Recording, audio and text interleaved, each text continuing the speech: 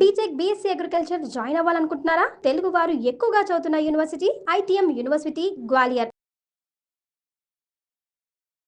నమస్తే సరస్వతి ప్రదీప్ గారు. నమస్తే అమ్మా. పిల్లల విషయంలో చూసుకుంటే కాస్త అంటే హెల్త్ విషయంలో ముఖ్యంగా చాలా క్వాలిటీ మెయింటైన్ చేస్తున్నాం నిజం చెప్పాలంటే. అవును. మంచి పాలిష్డ్ రైస్ పెట్టడం, మంచి ఆ ఫ్రూట్స్లో కూడా ఆర్గానిక్ ఫ్రూట్స్ తీసుకోవటం, మంచి మిల్క్ ఇంత జాగ్రత్తలు తీసుకుంటున్నా కూడా హెల్త్ ఇష్యూస్ రేజ్ అవుతూనే ఉన్నాయి. అవును. అంటే వాళ్ళంతటా వాళ్ళకి ఎట్లా అలవాటు చేయాలి ఈ ఫుడ్ విషయంలో? అంటే మనం ఎక్కువ కూడా ప్రైస్ చూస్తున్నాం.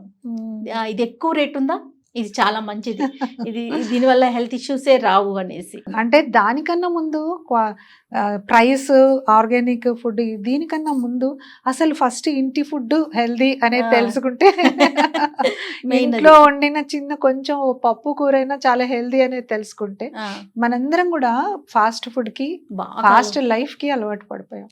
పొద్దున్నేస్తే యాప్ నొక్కడము, ఆర్డర్ పెట్టుకోవడం ఫుడ్. వాడు ఎప్పటిది పెడుతున్నాడు, ఎలా పెడుతున్నాడు, ఏ నూనె వాడుతున్నాడు.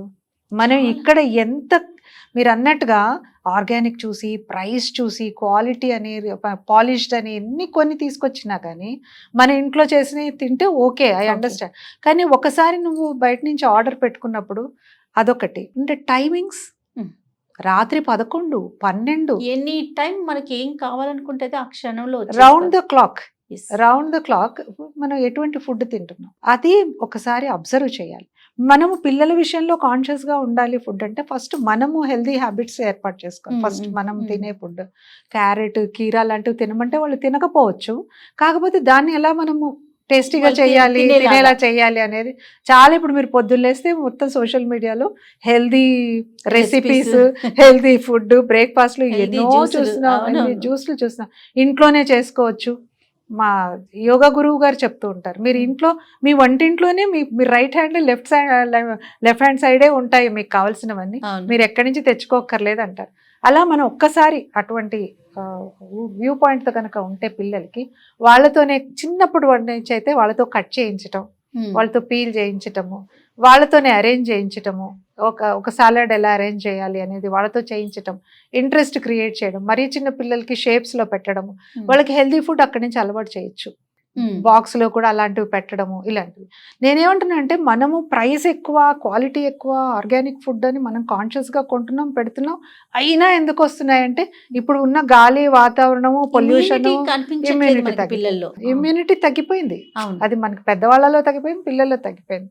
నేనేం చెప్తున్నానంటే కొంచెం ఈ బయట ఫుడ్ తగ్గించుకుంటే చాలు. ఇంటి పట్టున తినేదేదో 4 ముద్దలు ఇంటి పట్టున తిని బయటివి తగ్గించుకుంటే బయట ఫుడ్ ఆరోగ్యం మెరుగుపడుతుందేమో అనిపిస్తుంది. ఎక్కువ బయట ఫుడ్ తింటున్నారు కదా.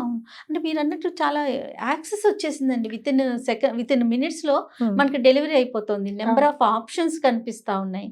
ప్లస్ ఇంట్లో అంత అవైలబిలిటీ లేకపోవటం ఒకటి. ఎందుకంటే అమ్మ కూడా బిజీ అయిపోతుంది, తన పరుగులు, తన ఉరుకులు తనకి కనిపిస్తుంది. దాంతో పిల్లలు నెక్స్ట్ ఆప్షన్ చూసుకుంటున్నారేమో అనిపిస్తుంది. మనమే చెప్తాం కదా, ఈ పూటకి నువ్వు యాప్ పెట్టేసుకో, ఫుడ్ ఆర్డర్ పెట్టేసుకో, నేను వచ్చేప్పటికి లేట్ అవుతుంది, ఈ పూటకి నువ్వు ఆర్డర్ పెట్టేసుకో అని మనమే చెప్తున్నాం కదా. సో అక్కడ కూడా హెల్దీ జంక్షన్స్, కొన్ని హెల్దీ ఫుడ్ ఉండేవి ఉన్నాయి అందులో కూడా యాప్ లో. కానీ మన ఇంట్లో ఇంత కాన్షియస్ గా ఒక క్వాలిటీ ఆయిల్ యూజ్ చేస్తున్నాం, ఒక క్వాలిటీ ఒక పిండి యూజ్ చేస్తున్నాం. బయట వాళ్ళు ఏం యూజ్ చేస్తున్నాం మనకేం తెలుస్తుంది. అవును, అక్కడ వస్తుంది ప్రాబ్లం. హెల్త్ కు మాత్రం అక్కడే కొడుతుంది. ఓకే. అయితే చిన్నప్పటి నుంచి మనము పిల్లల్ని స్కూల్కి పంపించిన దగ్గర నుంచి నువ్వు బాగా చదువుకోవాలి, చక్కగా మాట్లాడాలి, టీచర్లతో బాగుండాలి, స్టూడెంట్స్తో బాగుండాలి, వీటిని ఎంకరేజ్ చేసినట్టుగా హెల్దీగా ఉండాలి, హెల్దీ ఫుడ్ తినాలి, స్పోర్ట్స్ మీద లేకపోతే యోగా, ఫిజికల్ ఎక్సర్సైజ్ మీద ఎంతవరకు వాళ్ళని మళ్ళిస్తున్నాము? అవేర్నెస్ ఎంతవరకు క్రియేట్ తక్కువ అండి. అసలు కొన్ని స్కూల్స్ లో ప్లే గ్రౌండే లేదు. చాలా ఫ్రాంక్ గా చెప్పాలంటే. సో కనీసం మనము అది we should make it A point that వాళ్ళని కనీసం మనం ఈవినింగ్ వాక్ కి తీసుకెళ్ళటమో, మన ఇంటి పక్కన ఉన్న ప్లే గ్రౌండ్ కి తీసుకెళ్ళటమో, పార్క్ కి తీసుకెళ్ళటమో మనం పెట్టుకోవాల్సిందే ఖచ్చితంగా. ఎందుకంటే స్కూల్లో ఇది లేదు కాబట్టి. లేదు స్కూల్లో ఉందంటే వెల్ అండ్ గుడ్, వాళ్ళని ఎంకరేజ్ చేయాలండి. వాళ్ళు ఎంతసేపు ఆనిముత్యాలు చక్కగా చదువుకుంటారు, చాలా మంచి మార్కులు తెచ్చుకుంటారు, కానీ హెల్త్ విషయంలో చాలా వీక్ ఉంటారు. ఆ అవేర్నెస్ కనిపించదు మనకి. వాళ్ళకి 2 మెట్లు ల్యాడర్ 2 మెట్లు ఎక్కాలంటే భయం. అవును. అలవాటు చేయాలి. ఇప్పుడు వాళ్ళు క్లైంబింగ్ కానీ ఇప్పుడు ఇవన్నీ ఆడించటం కానీ వాళ్ళని కొంచెం పరిగెత్తే ఆటలు ఇవన్నీ చేస్తే ఒకటి మీరు అన్నట్టు ఫిజికల్ ఎక్సర్సైజ్, వాళ్ళలో కాన్ఫిడెన్స్ బూస్ట్ అవుతుంది, భయం తగ్గుతుంది, వాళ్ళకి ఒక నేచర్ తోని ఫ్రెండ్షిప్ వస్తుంది, పక్క వాళ్ళతో మాట్లాడడం, పక్కన పిల్లలతోని చూడటం, ఇటు ఓ చెట్టు చూస్తారు, ఒక రాయి చూస్తారు, పువ్వు చూస్తారు, అసలు ఎక్కడ చూస్తున్నారండి, కూర్చుని టీవీనే గంటల తరబడి చూస్తారు, లేదా హోంవర్క్ చేసుకుంటారు, మళ్ళీ టీవీ చూసుకుంటూ ఫుడ్ తింటారు, నిద్రపోతారు. అవును, వీలైతే నిద్రపోయే ముందర కూడా ఒకసారి మొబైల్ చూసుకుంటారు 100% కదా. సో కొంచెం మనకు కొన్ని టైం ఇవి పెట్టుకున్నాం అనుకోండి, ఈ గంట నువ్వు బయట ఆడుకుని వస్తే ఈ గంట నువ్వు హోంవర్క్ చేసుకుంటే ఈ గంట టీవీ చూస్తావని ముందే మనం వాళ్ళకి చాట్ వేసి ఇచ్చేస్తే ఇదంతా కూడా ఒక్కరోజు అవ్వదండి, చిన్నప్పటి నుంచే కాన్షియస్ గా. ఇప్పుడు ఆల్రెడీ ఒక స్టేజ్ దాటిపోయిన పిల్లలకి అంటే ఈ ఏజ్ లో ఎలా వాళ్ళని మళ్ళీ మనము చెయ్యాలనేది అదొక ప్రాసెస్ అనుకో. చిన్నప్పటి నుంచి ఇప్పుడు పేరెంట్స్, కొత్త పేరెంట్స్ వాళ్ళకైతే ఈ టిప్స్ బాగా ఉపయోగపడతాయి. మొదటి నుంచి వాళ్ళకి ఎలా అలవాటు చేయాలి ఏంటి, ఇప్పుడు చాలా కాన్షియస్ అయిపోయారండి మదర్స్ కూడా, చాలా కాన్షియస్ అయిపోయారు. ఇప్పుడు నేను కూర్చొని చెప్పాల్సిన అవసరం లేదు నిజం చెప్పాలంటే. చాలా మందికి మంచి అవగాహన ఉంది మదర్స్ కూడా. ఆల్రెడీ ప్రపంచము భయపడిపోతుంది కదా, ఇట్లా అయిపోతుంది. చిన్నప్పటి నుంచే స్పెట్స్, చిన్నప్పటి నుంచే వీళ్ళకి మైగ్రేన్లు, చిన్నప్పటి నుంచే యాంగ్జైటీలు, ట్రామాలు, స్ట్రెస్. ఏంటండి చిన్న చిన్న పిల్లలే థెరపిస్ట్ల అవసరం ఎంత పెరిగిపోయింది మనకి, ముఖ్యంగా మన కల్చర్ లో పెరిగిపోయింది కదా. దానికి ఇప్పుడు పిల్లలు, ఇప్పుడు మదర్స్, యంగ్ మదర్స్ ఇప్పుడు కాన్షియస్ అయిపోయారు. యంగ్ మదర్స్, మా అమ్మాయి లాంటి వాళ్ళందరూ కాన్షియస్ అయిపోయి వాళ్ళందరూ ఈ పిల్లల్ని వీళ్ళకి సాఫ్ట్ గా మొబైల్స్ లేకుండా ఒక పాటరీ అని ఇదని అదని డిప్రెషన్ అనే పదమే తెలీదు. అలాంటిది ఇప్పుడు చిన్న పిల్లల్ని కదపండి, ఏంటి మా అలా ఉన్నావు అంటే నేను డిప్రెషన్ లో ఉన్నాను చాలా స్టైల్ గా చెప్తాను, నాకు బోర్ కొడుతుంది డిప్రెషన్. డైవర్స్ అనేది ఉంది అసలు మన దాంట్లో, డిక్షనరీలో లేదు కదా. అన్నీ మనం తెచ్చుకున్నవే. ఇప్పుడు కూడా కొంచెం కాన్షియస్ గా 90% మదర్స్ కాన్షియస్ గా ఉన్నారు. I appreciate every mother for that. ఎందుకంటే చిన్నప్పటి నుంచే వీళ్ళు యోగా చేస్తున్నారు, వాళ్ళతో చేయిస్తున్నారు, కొంచెం డైవర్ట్ చేసి DIY అంటున్నారు, వాళ్ళతోని మొబైల్ లేకుండా పాటరీ అంటున్నారు, సమ్మర్ క్యాంప్స్ అని ఇవన్నీ బాగా చేస్తున్నారు. ఇప్పుడు కొంచెము మనం గనక కాన్షియస్ గా ఉంటే young generation will be very strong, చాలా స్ట్రాంగ్ అయిపోతారు. సో అంటే వాళ్ళ మార్కులు, వాళ్ళ కెరీర్ తో పాటు హెల్త్ అనేది చాలా ఇంపార్టెంట్ కదా. దాంతో పాటు పర్సనాలిటీ 200%. ఇంకా దానికి అసలు తిరిగే లేదు. Personality first important. ఏంటి అంటే పర్సనాలిటీ అనే చెప్పాలి. ఇప్పుడు ఇంజనీరింగ్ కాలేజ్ నుంచి పాస్ అవుట్ అవుతారమ్మా, 90%, 95% తోనే వస్తారు. కానీ ఇక్కడికి వచ్చి వాళ్ళ పేరు వాళ్ళు చెప్పుకోలేరు. ఒక సాఫ్ట్వేర్ కంపెనీలోకి వెళ్ళిన తర్వాత కమ్యూనికేషన్ లేదు, కాన్ఫిడెన్స్ లేదు, అసలు ఒక పక్క వాళ్ళతో మింగిల్ అవ్వాలన్న యాటిట్యూడ్ కానీ, పాజిటివిజం కానీ, అట్లా కలివిడిగా ఉండడం కానీ, ఇంక్లూజివ్ ప్రిన్సిపల్ కానీ ఇవి ఉండడం లేదు. ఎంతసేపు మిస్ అవుతున్నాయి అంటారు. ఇదే చెప్పాను కదా, చిన్నప్పటి నుంచి వీళ్ళని మింగిలవ్వమని, కమ్యూనికేషన్ అని, బంధువులతో, ఫ్రెండ్స్ తో ఒక ఇంక్లూజివ్ ప్రిన్సిపల్, నన్ను ముట్టుకోకు అన్నట్టుగా ఒకడే గదిలో కూర్చుని టీవీలు చూసుకుంటూ, ఫోన్లు చూసుకుంటూ,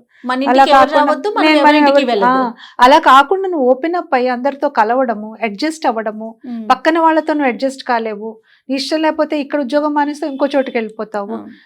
ఎలా నేను దీన్ని నెక్స్ట్ లెవెల్కి తీసుకెళ్ళాలి అని లేదు, వదిలించుకోవడం, వెళ్ళిపోవడం. ఇఫ్ నాట్ కాకపోతే ఇంకొకటి. కరెక్ట్.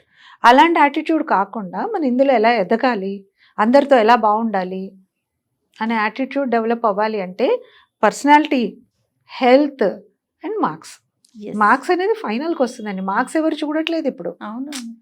ఇప్పుడు emotional intelligence is valid. More than intelligent question కన్నా ఎమోషనల్ వాళ్ళు ఎంత ఎమోషనల్లీ ఎంత బ్యాలెన్స్డ్ ఉన్నారు పిల్లలు. తొందరగా కోపం రావడం, తొందరగా ఎక్సైట్మెంట్ అయిపోవడం, తొందరగా యాంగ్జైటీ దానికి ఓవర్ గా రియాక్ట్ అవడం, మంచి అయినా చెడైనా, బాగుందన్నా ఓవర్ గా రియాక్ట్ అయిపోవడం, ఎగ్జాక్ట్లీ కొంచెం తగ్గిందన్నా పూర్తిగా డిప్రెషన్ లోకి వెళ్ళిపోవడం. అది ఎమోషనల్ బ్యాలెన్స్ లేకపోవటం. Emotions are quite common. Emotions లేకపోతే అసలు హ్యూమనే కాదు. కానీ ఆ ఎమోషన్స్ ని ఎంత బాగా బ్యాలెన్స్ చేసుకోవడం, కంట్రోల్ చేసుకోమని కూడా చెప్పట్లా, బ్యాలెన్స్ చేసుకోవడం అనేది ఇంపార్టెంట్. అక్కడే మెచ్యూరిటీ వస్తుంది. అది ఎలా వస్తుంది? చిన్నప్పటి నుంచి పెరిగిన వాతావరణమే. నువ్వు ఎంతసేపు నీకు మార్కుల మీదే నువ్వు ఆ తల్లిదండ్రులు నువ్వు పెట్టి వాడికి 99 వచ్చింది నీకు 98 ఎందుకు వచ్చింది కాదు కదా. చేప ఎగరలేదు, పక్షి ఈదలేదు, వీడికా కోర్ కాంపిటెన్సీ ఏంటో చూడొచ్చు కదా.